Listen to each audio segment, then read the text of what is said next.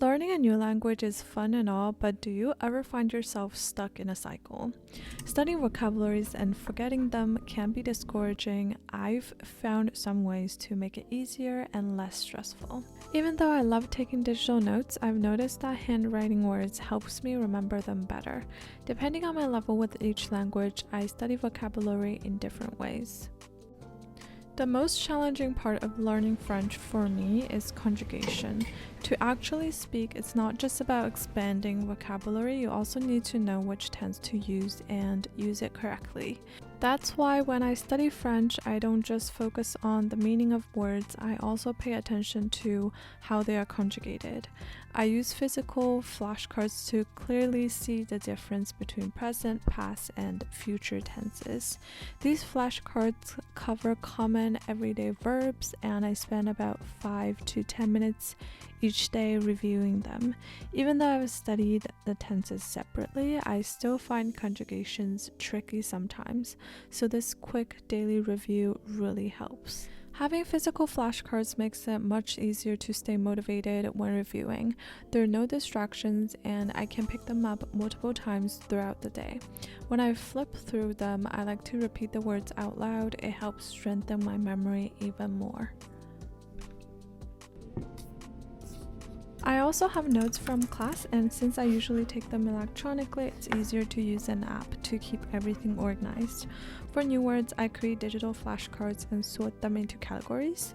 For example, I might group together words about rooms and furniture or words that describe physical appearance. Organizing them this way makes it easier to review related words together. So if I forget one, I can quickly recall the others in the same group. Since I'm a visual learner, I also like to add images to my flashcards. Associating each word with a picture makes them much easier to memorize and recall later.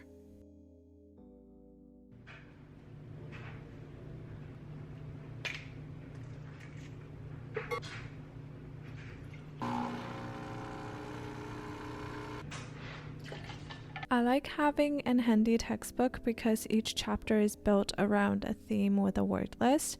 For example, recently I've been learning jobs in Korean. I'm not only learning the names of different occupations, but also how to introduce myself and talk about my job. I actually enjoy writing these words repeatedly because they're so different from English. Writing them out also helps me remember how to pronounce them. To test myself, I'll write the definition first and then see if I can recall and write the Korean characters correctly.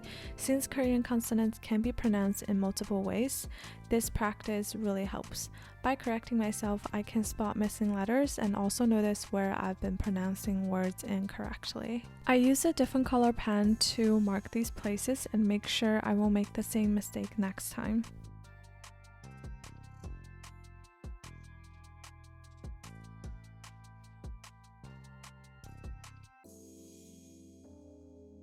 Learning vocabulary is one thing, but knowing how to use it in a sentence is another. That's why I like studying short conversations to see how new words are applied in real scenarios. There are two ways I usually practice this. The first is through a textbook exercise, like filling the blank questions. After reviewing the example sentences, I try to complete the practice on my own. For example, the exercise might be asking, "Are you a doctor?" and then responding with yes. Or if not, saying what your actual job is, you can simply stop there and just do the practice.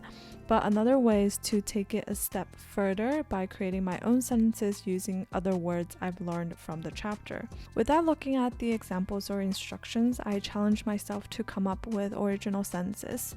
This kind of practice really helps the memory stick for much longer. Lastly, we all know how challenging Japanese kanji can be. I want to share how I use flashcards a little differently when studying them. With kanji, there are 3 things I need to remember: the character, the pronunciation, the meaning. That already sounds like a lot, but I break it down to make it easier. First, I focus on recognizing the kanji and learning how to read it. On my flashcards, I write the character and furigana on one side and the definition on the other.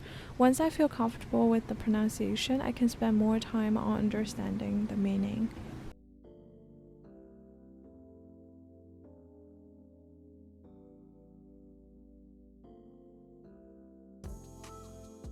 Sometimes it's hard to connect a kanji with its definition, especially when there's no obvious clue. That's why making sentences is so helpful. If I can't come up with one myself, I'll look example sentences and try to replicate them. It might take some time to create a single sentence, and it doesn't always feel productive at first, but trust me, when you come across that word again, you'll be much more likely to remember it through the sentence you made. This makes it so much easier to use in both writing and speaking. You've probably noticed by now that I love making sentences. It's because I remember words best when I actually use them and practice with them. So that's how I study vocabulary differently in French, Korean, and Japanese. Each language has its own challenges, whether it's conjugation, pronunciation, or kanji, but the key is finding methods that actually work for you.